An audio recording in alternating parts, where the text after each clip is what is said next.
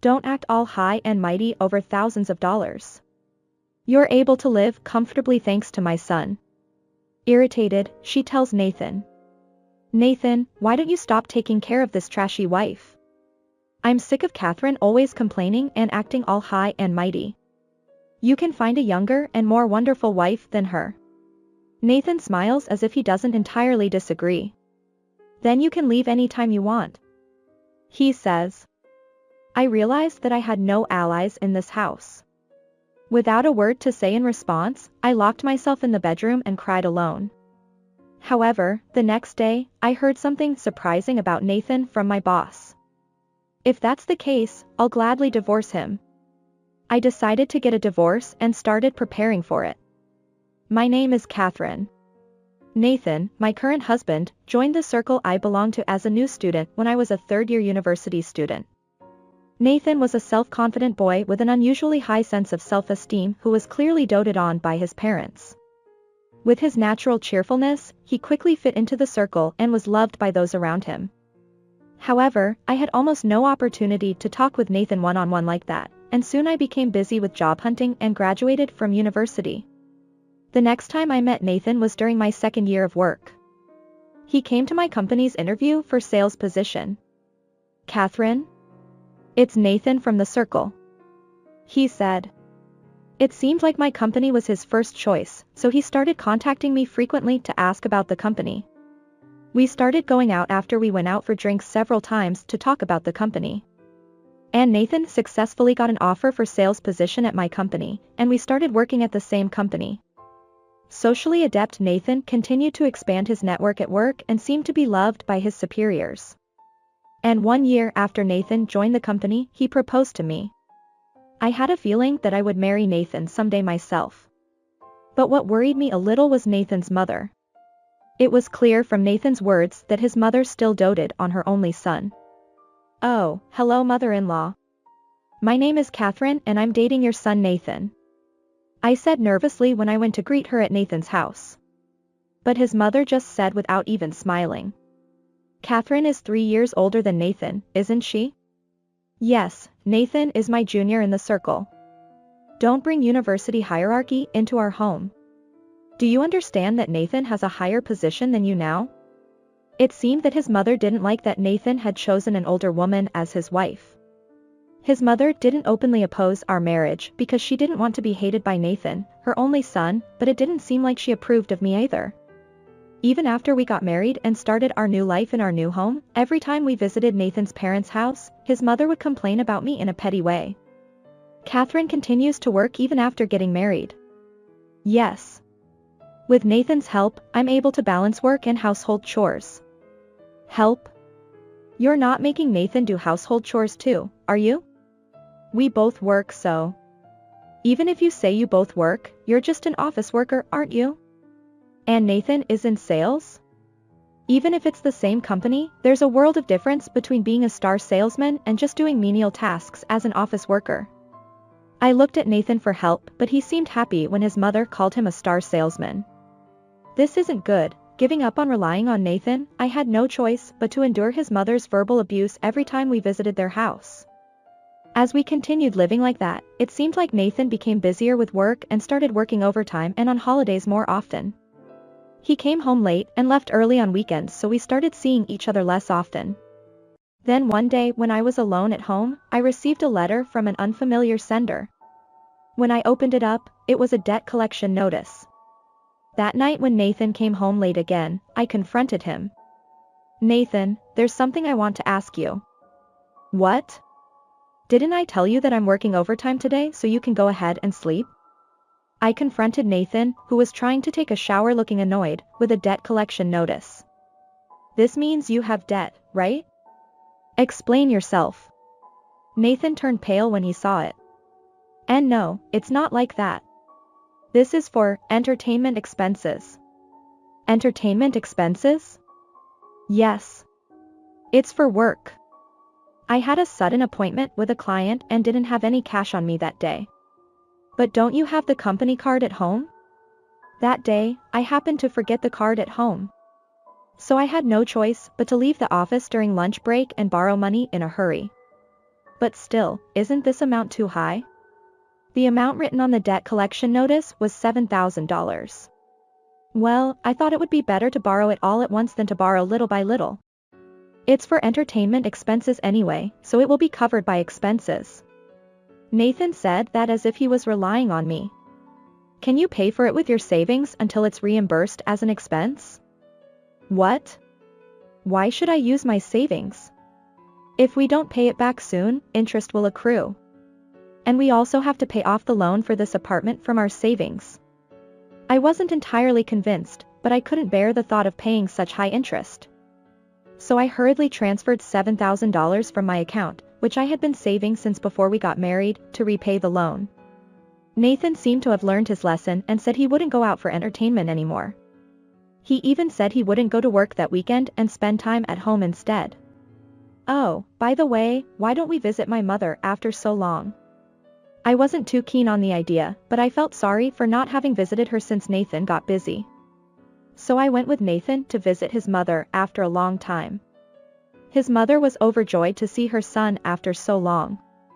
She was still cold towards me as usual, but I had given up on caring about that anymore. Whenever his mother seemed like she was going to complain about me, I would stand up and go to the kitchen. It was better to be busy making tea than listening to her verbal abuse.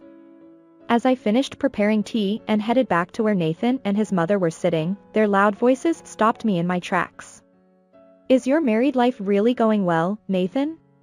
You're not being bossed around by Catherine or anything like that, are you? Nathan answered in a self-important tone in response to his mother's voice of concern that I had never heard before. Of course not. Catherine does whatever I say about housework or money. She even hands over her savings whenever I ask her to. I couldn't believe what I was hearing. Was he talking about me taking on his debt the other day? Nathan continued. If there's anything you want, just tell us. Catherine still has plenty of savings left, so she'll buy you whatever you want. That's right. Thanks to Nathan, an old hag like her was able to get married, so she should do something in return. His mother said with a laugh. I couldn't take it anymore and spoke up. Please stop this already. The two of them looked surprised at my voice. That savings is money that I've been saving little by little since before we got married for our future. And besides, I didn't give anything to Nathan. We just agreed that he would borrow it until it was reimbursed as an expense. Nathan said as if he were clinging on to me. Then when it's reimbursed as an expense, why don't you buy something for your mother with that money? You've ignored her all this time as your wife, so you should do something as a son-in-law. Nathan didn't seem convinced by my appeal at all. His mother agreed with Nathan's words. Nathan is such a kind son. Compared to him, Catherine is a stingy wife who doesn't even want to give her family a small gift. I immediately refuted. Wait a minute. If it's just a small gift, then I'm happy to give it. But what I lent Nathan was $7,000. That's a huge amount of money. However, Nathan's mother was dissatisfied and said to me, don't act all high and mighty over thousands of dollars. You're able to live comfortably thanks to my son. And then, while irritated, she told Nathan. Nathan, why don't you stop taking care of this trashy wife? I'm already sick of Catherine who just complains all the time. Nathan can find a younger and more obedient wife. Nathan laughed as if he didn't really mind. Yeah, maybe I should have married a younger and cuter girl. He said to me with a laugh. And then he said. Then you'll be out of here. You can leave anytime you want. I realized that there was no one in this house who was on my side. So I locked myself in the bedroom and cried alone. Nathan didn't even notice my state and drank the tea I made in the living room with his mother until she left. The next day, when I went to work feeling down, my boss noticed right away and asked me what was wrong. Oh, it's just that, there's trouble at home. If it's okay with me, would you like to talk about it? My boss said that and listened to my story quietly. I told him everything about Nathan's debt and yesterday's verbal abuse. Then my boss thought for a moment and said something difficult to say. It's about Nathan. What he told me next left me speechless. I never thought that Nathan would become famous in part of the company for such a thing. If that's the case, I'm happy to divorce him. After hearing my boss story, I decided that I really wanted to leave home. A week later, when I was taking paid leave, Nathan's mother came to my house with luggage. When she saw me, she spoke coldly. "Oh, Catherine, you haven't left yet? From today on, I'll take care of Nathan, so please leave quickly." "You're going to take care of him, are you planning on living here?" "Yes, until our house is finished." "Finished? If you divorce Nathan, he'll come back home again." So we decided to renovate our house so that Nathan and I can live comfortably. We're demolishing that house from today on. It seems that in her mind, Nathan and I have already decided to divorce completely. Well, now that I've decided to get divorced myself, it's not wrong either. However, I never thought that they would go so far as to renovate their home so that they could live together with their son. But isn't renovation expensive? And didn't you say that there wasn't much money left from your father-in-law? That's okay. Once we don't need your help anymore, we can pay for the renovation costs with Nathan's salary right away. With Nathan's salary? Didn't I tell you? There's a difference in how much you earn between an office worker like you and an up-and-coming salesman like Nathan. If you know how much of a nuisance you are yourself, then just leave right away. I couldn't help but burst out laughing. What? What's so funny? I explained the story my boss had told me to Nathan's mother, who was curious about what was going on. Nathan is going to be fired soon. What? Nathan's mother screamed in surprise. Then I continued. Nathan said he would use $7,000 borrowed from me as entertainment expenses, but apparently he used it for private purposes. What? Nathan's mother turned pale. Then she grabbed me with great force. Catherine. Why are you working at the same company as Nathan? This is when couples should help each other. Tell the president to withdraw his dismissal decision. I said incredulously. Couples? Didn't you tell me to leave Nathan and get out of here? Who is saying couples should help each other now? Oh, I see. Well, I'm definitely planning to divorce Nathan. What? You're going to abandon him when he loses his job? You're such a terrible wife. Don't you have any compassion for Catherine? Nathan is the one who lacks compassion. He's been cheating on his family. The first thing my boss told me was that Nathan had been seen by several employees dating another woman during work hours. It seems that the money he fraudulently claimed was also used for dates with his mistress. I decided to divorce Nathan not because he's going to lose his job, but because he's been betraying me all along. I can't continue my married life with someone like that. As expected, Nathan's mother couldn't defend him any longer. She just hung her head and fell silent. I left her like that and packed my things before leaving home. That night, Nathan called me after returning home. Catherine, is it true that you left? Yes. Didn't your mother tell you? All she said was that Catherine left, and then she fell ill. What happened? Please come back right away.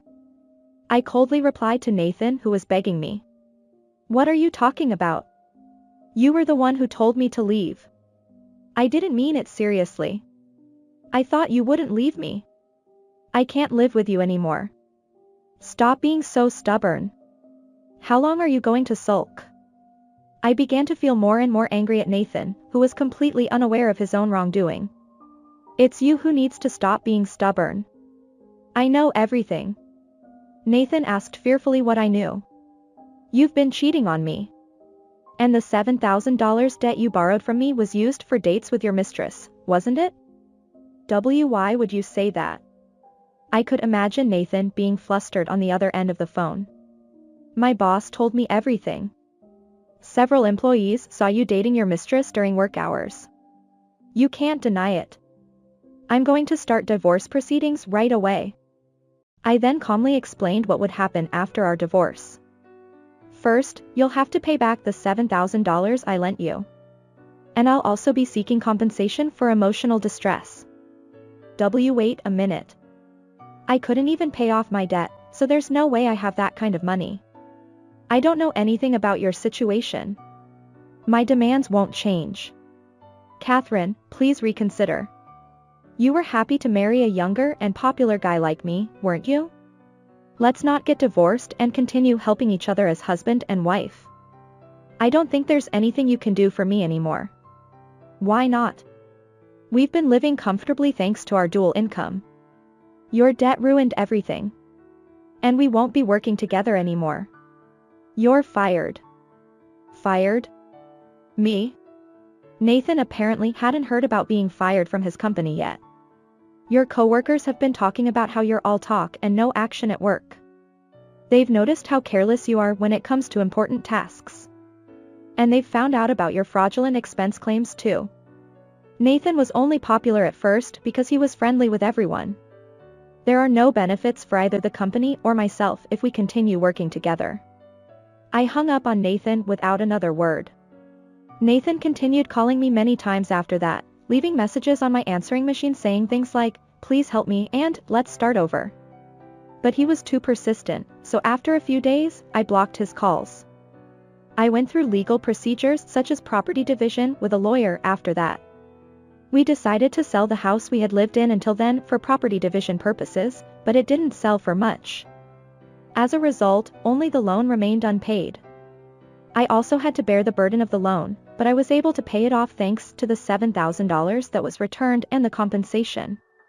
However, Nathan, who was fired from his job and had no prospects for future income, was unable to pay off the loan and was forced to declare bankruptcy. In such a state, he could not afford to pay for the renovation of his parents' house, so they had no choice but to sell it. Nathan and his mother lost their home.